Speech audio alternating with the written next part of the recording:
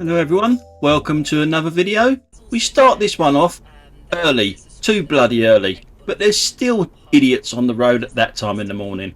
Well, I think it's quite a bold statement to make because the cars behind this van that should not be going. Notice how the private hire driver, the professional driver, had to mount the pavement to get past the dust cart, where the big van didn't. You know, you guys should not be going. In the game and can be game changers. There's still, I don't know how devastating a loss if Will obviously has been offered a contract, which he's You're doing it blind. You fucking taking the piss, basically. Taking the piss. You know, in recent seasons. And this is how stupid these professional drivers are. See that post there? He's mounted the pavement and he's got an obstruction on the pavement.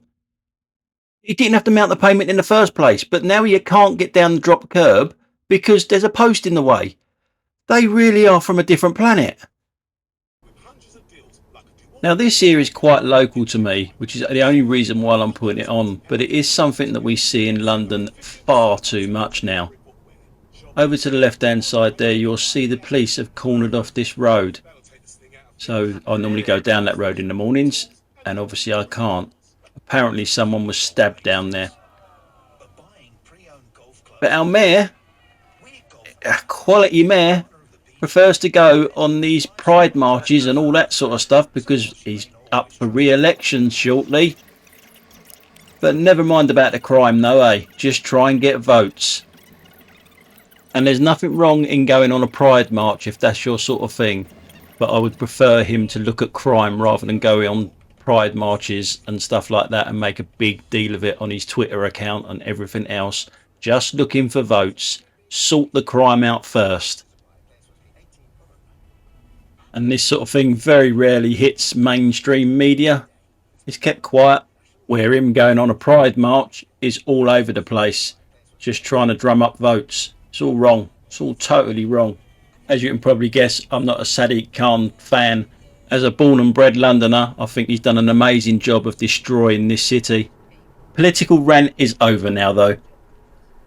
Now remember the horse and the jockey I did a few videos back? Well, same sort of thing happens here, but it's done properly. There's no cyclist in this one though, going through a red light. But here's the jogger. Over there is the horse and the jockey. Over there somewhere is the button that he had to press. Over there is a button that he presses to come back. So I'm not going to get out of the car and show you this time where they are. So I get a red light, so I leave plenty of room for the jockey and the horse. Even though I got a red light, the jockey even says thank you, probably because I held back a bit. But look at the jogger. He stops, he don't run towards the horse, and he actually even asked him, can I run in front of you? Is it alright? Yeah, of course it is, mate. Off he goes. How much easier is that if you use common sense in these situations rather than running straight at the horse like the woman did in the last one? Yeah. Now this has been going on for years, but when you're up early, people seem to think that it's okay to go through red lights. This has been happening since I was a kid. I mean, that there isn't even close. I know these lights, he would have had a red light for ages. It's not even close, but it is a professional driver, and you know what they're like. They got different rules to everyone else, and in a lot of cases different driving licenses too. Now the whole of this video was shot in one day. This is 1 day's driving for me. Over there is another professional driver. I'm coming up to the mad mile here, where it's 60 miles an hour and everyone just bloody goes mad. So we'll speed it up until we go. And I'm going to show you the whole thing here. I know it's going to go on a bit, but I want to show you how much time this guy's got to get over. He's in the outside lane. Obviously, he's not overtaking anything. I'm doing 60 miles an hour. And as the van is not catching me up, he is doing 60 miles an hour too. And as the private hire driver, the professional driver, isn't catching either of us up, he's probably doing 60 miles an hour, which is the speed limit. So not a lot wrong there other than the fact that the professional driver is stuck out in the outside lane, not overtaking anything. So as I said, I want to show you the whole clip here without speeding it up to just show you how long he had to get over. And he's not tried it once yet. He's not put any effort in to try and get over. Now he's actually starting to overtake the van. But look, we've got these signs here. It's not rocket science, is it? We all know what they mean, don't we? Unless you're a professional driver, that is. Now, a lot of people ask me, how do I know it's a professional driver? Well, that little sticker there in the corner of his windshield, that is his license. That's his license for the car. It means the car's licensed. He might not be, though.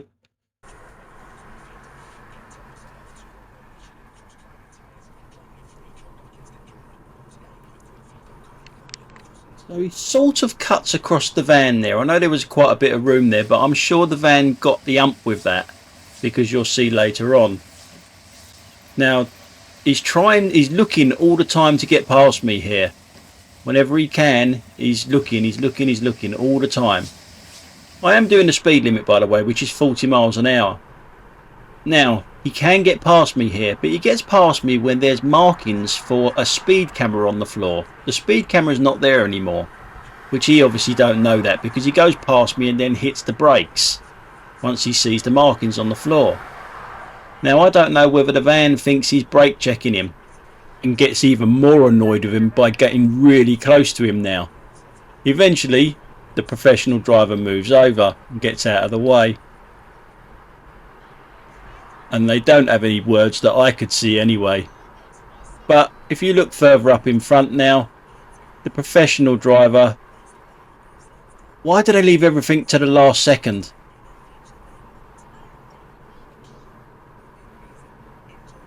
No indication, just pulls out. They just can't see any further than the end of their bonnet. But now we're looking at this guy in front of us, who is also a professional driver. It's no biggie, but it shouldn't happen anyway. It's why do people find it so hard to indicate? It's a little lever.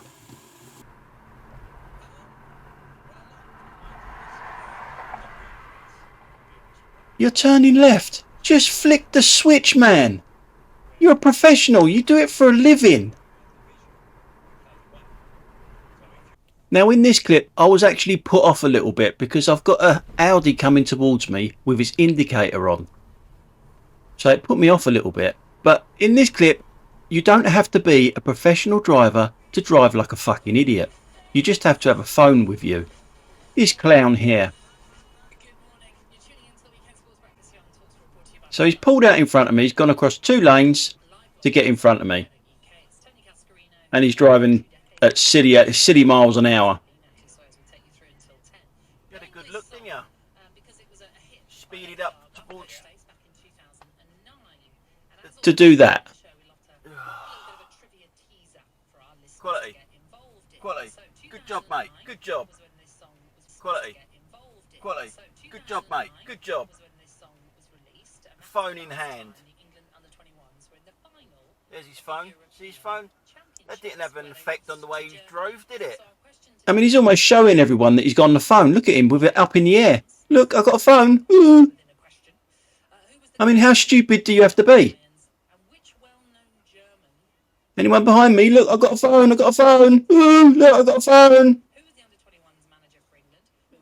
Now, as he's acting as stupid and driving as bad as a professional driver, I'm going to give him a little yellow sticker there. At least he looks the part now. Now, as I've already said, this was all shot in one day. This was all one day this happened to me. Up there in front, do I have to say it again? Is a professional driver. Right by the exit, we're looking at the exit to how late this idiot leaves it. But he is a professional. He knows exactly what he's doing. Don't try this at home. He's a professional.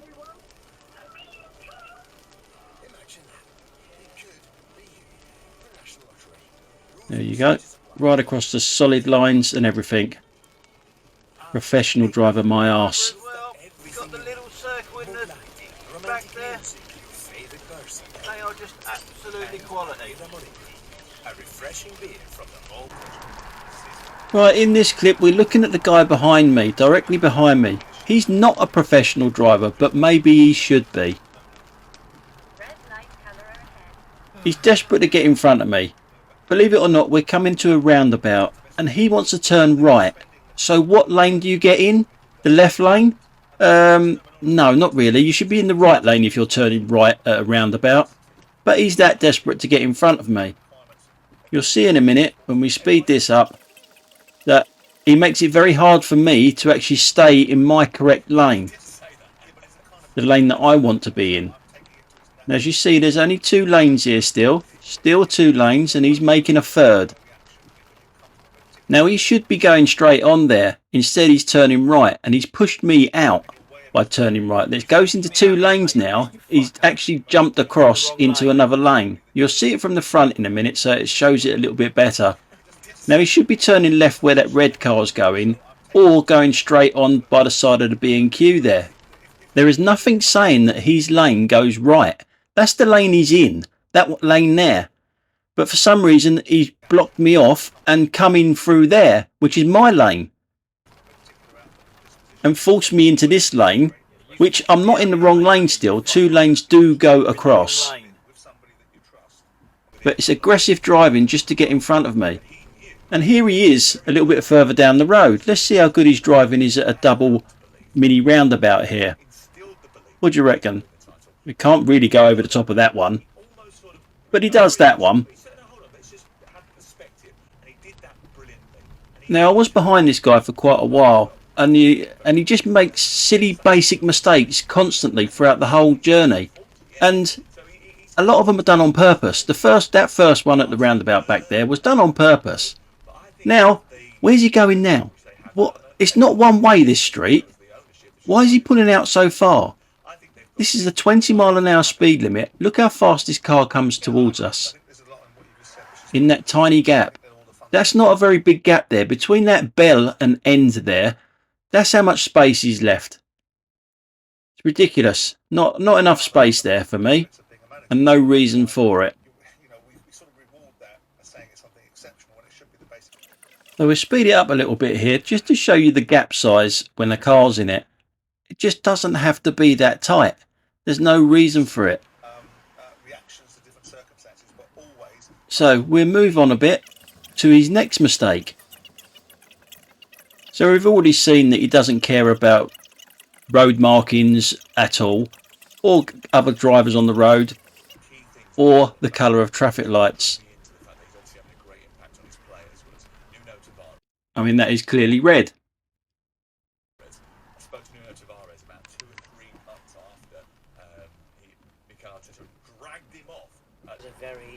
Now he zooms away from me quite often, but every now and then I catch him up at traffic lights. Now I catch him up at these traffic lights.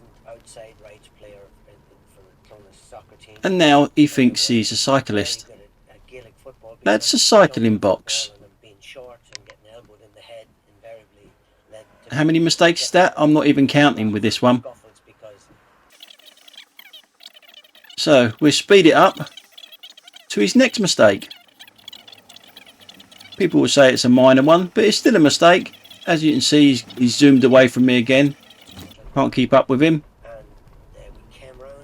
It is only 20 miles an hour down here. But he's turning left. You wouldn't think so though, because there's no indication. Just a really sharp turn as well. But there you go. Anyway guys, that's it for today. Thanks for watching. See you on the next one. Bye for now.